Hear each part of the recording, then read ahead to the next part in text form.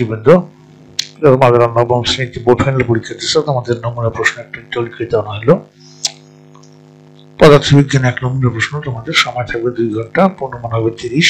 ক বিভাগ বীজগণিত যে কোনো 4টি প্রশ্ন দাও। বীজগণিত 20 মিনিট। প্রিয় শিক্ষার্থীবৃন্দ, বাংলাদেশ কারিগরি শিক্ষা বোর্ড নবম শ্রেণী সমাপনী পরীক্ষা 2025, বিষয় পদার্থবিজ্ঞান 1 নমুনা প্রশ্ন। বিষয় কোড হলো 5-1-5, সময় হলো 2 ঘন্টা, পূর্ণমান 30। ক বিভাগ যে কোনো 4টি প্রশ্ন উত্তর দাও। নিচের উদ্দীপকটি পড়ো এবং প্রশ্নগুলো উত্তর দাও। ভার্নিয়ার স্কেল এখানে দেখানো হয়েছে। উপরের ছবিতে একটি ভার্নিয়ার স্কেল দেখানো হয়েছে। সাধারণত ভার্নিয়ার স্কেলের সাহায্যে মিলিমিটার পর্যন্ত দৈর্ঘ্য মাপা যায়, কিন্তু মিলিমিটারের ভগ্নাংশ মাপতে হলে এই যন্ত্র ব্যবহার করতে হয়। প্রশ্ন হলো, ক ভার্নিয়ার স্কেল কি? খ হলো ভার্নিয়ার ধ্রুবক বলতে কি বোঝায়? গ হলো একটি ভার্নিয়ার স্কেল 10 ভাগে প্রধান স্কেল 9 ভাগের সমান। প্রধান স্কেল ক্ষুদ্রতম ভাগ এর মান 1 মিলিমিটার হলে ভার্নিয়ার ধ্রুবকের মান বের করো। গ হলো কোনো বস্তুর পরিমাণ নির্ণয়ে প্রধান স্কেলের সাথে ভার্নিয়ার স্কেলের সম্পর্ক স্থাপন করা যায়, বিশ্লেষণ করো। 2 হলো নিচের উদ্দীপকটি পড়ো এবং প্রশ্নগুলোর উত্তর দাও। স্থির অবস্থা থেকে একটি গাড়ি 4 metre per second square inverse 2 short টর্নে চলা শুরু করলো। এই সময় 84 পিছন হতে, অর্থাৎ 84 পিছন হতে একটি মোটরসাইকেল 20 মিটার পার সেকেন্ড সমবেগে যাত্রা শুরু করলো। ক হলো ত্বরণ কাকে বলে? ভূত্বরণ কাকে বলে? প্রস্তুত ত্বরণ 4 ms স্কয়ার বলতে কি বোঝায়? তাহলে ত্বরণ কাকে বলে?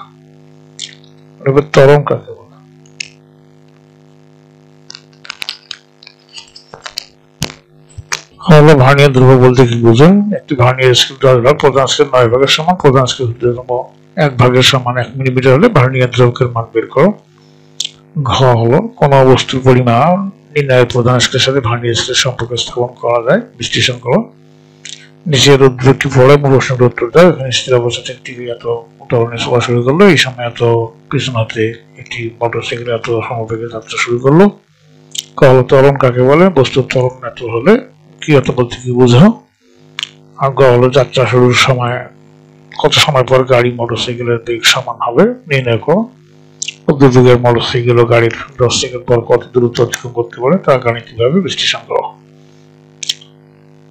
এরপরে আছে তোমার খ নিউটনের গতির সূত্রগুলি লেখো।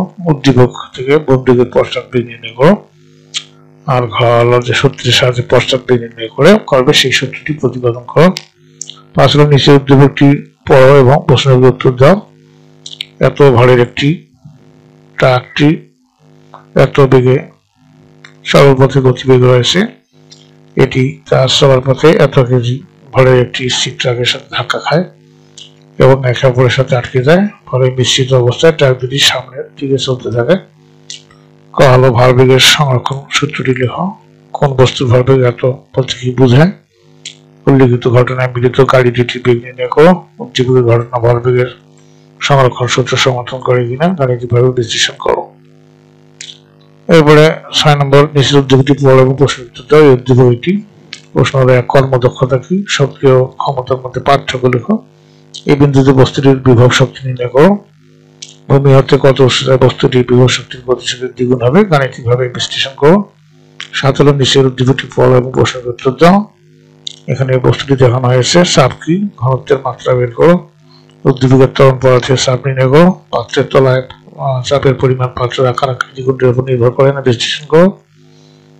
এরপরে 8 নম্বর হলো খ বিভাগ, যেখানে একটি প্রশ্ন উত্তর দাও।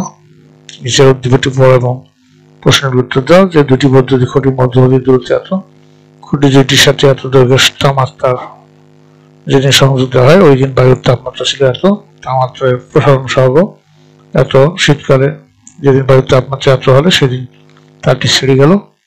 ক হলো পানির ত্বরিত বিন্দুর সংজ্ঞা দাও। দুটি বস্তুর তাপ সমান হলেও এদের তাপমাত্রা বিন্দু হতে পারে কি, ব্যাখ্যা করো। বায়ুর তাপমাত্রাকে ফারেনহাইট স্কেলে প্রকাশ করো। তারটি ছেড়ে যাওয়ার কারণ গাণিতিক যুক্তি সহ ব্যাখ্যা করো। এবার 9 নম্বর নিচের উদ্দীপকটি পড়ো এবং প্রশ্নের উত্তর দাও।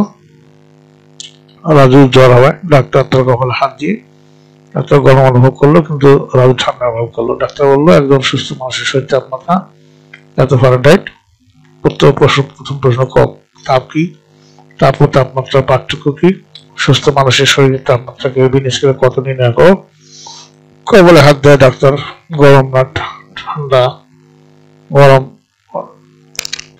নিচে উদ্যোগটি পড়া এবং প্রশ্নের উত্তর দাও। রাজু জ্বর হয়, ডাক্তার তার কবলে হাত দিলে ডাক্তার গরম অনুভব করলো, কিন্তু রাজু ঠান্ডা অনুভব করলো। ডাক্তার বললো একজন সুস্থ মানুষের শরীরের তাপমাত্রা এত ডিগ্রি ফারেনহাইট, তাপ কি, তাপ ও তাপমাত্রা পার্থক্য কি, সুস্থ মানুষের শরীরের তাপমাত্রাকে বিন্যাস করে কত অনুভব করো, কবলে হাত দেওয়ার পর ডাক্তার গরম বা রাজু ঠান্ডা অনুভব করলো কেন, ব্যাখ্যা করো। গ বিভাগ যে কোনো একটি প্রশ্ন উত্তর দাও। এছাড়া দুটি পড়া এবং প্রশ্নের উত্তর দাও। পানিতে উৎপন্ন কোন পদার্থের তরঙ্গ দৈর্ঘ্য এত, পানি এবং বায়ুর শব্দের যথাক্রমে এত এবং এত, পুকুরের পাড়ে দাঁড়িয়ে ওই শব্দ শোনা যায়, এটা কোন ধরনের অনুতরঙ্গ। এছাড়াও অনুপ্রস্থ নামে আরেক তরঙ্গ আছে, তরঙ্গ কাকে বলে, অনুতরঙ্গ এবং অনুপ্রস্থ তরঙ্গের মধ্যে পার্থক্য লেখ। পানির অভ্যন্তরীণ তরঙ্গটি 5 বার পূর্ণ স্পন্দন দিতে হবে, এটি কত দূর অতিক্রম করবে নির্ণয় করো। ঘন যে সময় তরঙ্গটি এত অগ্রসর হবে সে সময় বায়ুতে তরঙ্গটি কতগুলো পূর্ণ স্পন্দন দিবে এবং কত দূর অগ্রসর হবে বের করো। সময় তরঙ্গটি এত অগ্রসর হবে সে সময় বায়ুতে তরঙ্গটি কতগুলো পূর্ণ স্পন্দন দিবে তা এবং কত দূর অগ্রসর হবে বের করো। এই ছিল তোমাদের এই পদার্থবিজ্ঞান প্রশ্নের নমুনা প্রশ্ন। আশা করি এখান থেকে তোমরা 70 প্রশ্ন কমন পাবে। আশা করি তো তোমাদের সর্বাঙ্গীন মঙ্গল কামনা করে এবং তোমরা ভালোভাবে পরীক্ষা দাও এই প্রত্যাশা করে আজকে এখানে বিদায় নিচ্ছি। খোদা হাফেজ।